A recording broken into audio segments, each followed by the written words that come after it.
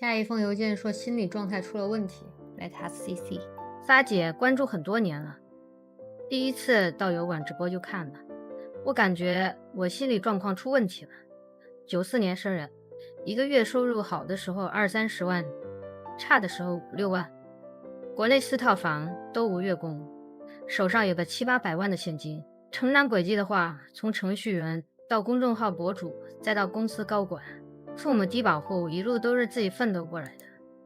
焦虑的原因是感觉干什么都没有意思了，大钱基本是赚不到，能过亿收入只能是走 IPO 路线，小钱的话又看不上，单纯每个月工资低收入，再加上其他的一些收入，对生活的改变很小，对大部分事情的欲望都很低，感觉是赚钱上瘾，有时候单纯想追求赚更多的钱。前段时间在山里买了一个很便宜的别墅，200万不到，休息了1个月，发现自己完全静不下来，也没办法适应养老摆烂佛系生活，于是更加的焦虑，或者准确的说也不是焦虑，就是干任何事情都没有意思。之前出去骑行旅游玩一段时间后，发现玩不动，还是没有意思，我这是不是心理有问题了？ A few moments later. 看了你这个邮件，我们有些直播间的朋友心里开始出现问题了。这是炫耀吗？可能不是。如果说他的多巴胺只能来自于赚更多的钱的话，那么现在所谓的历史的垃圾时间，可能确实比较不太容易获取多巴胺了。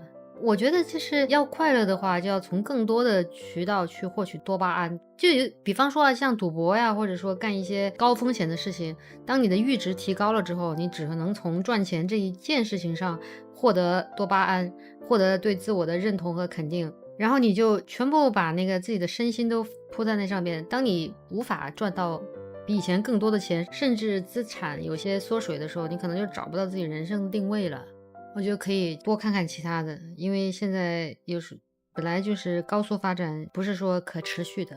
有些年轻人或者说中年人，他在经济很好的时候挣了一些钱，后来经济停滞不前了，自己裁员了，他没有办法接受自己的现状和以前的落差感，他就会很痛苦。要不去看一看那些三起三落的那些文章，激励一下自己。弹幕里有人说这是不是假的？希望这个哥们儿展示一下自己的实力。我觉得也可以看看你的保时捷911啊，布加迪威龙啊，还有什么库里南啊，看看你的山中别墅啊。我们不要看截图哈，不要看什么资产截图，这个没意思。我们就要看实物，也不是说非要 SC， 就显得太功利了。我们就利益相关的，这个资产舍不得买这种车吧？啊，你这话说的也是蛮扎心的，确实。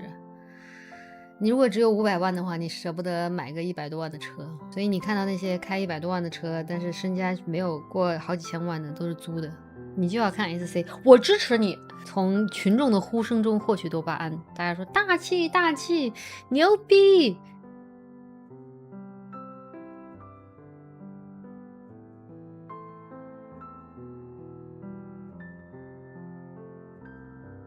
SC 是什么意思？你这个白嫖吧。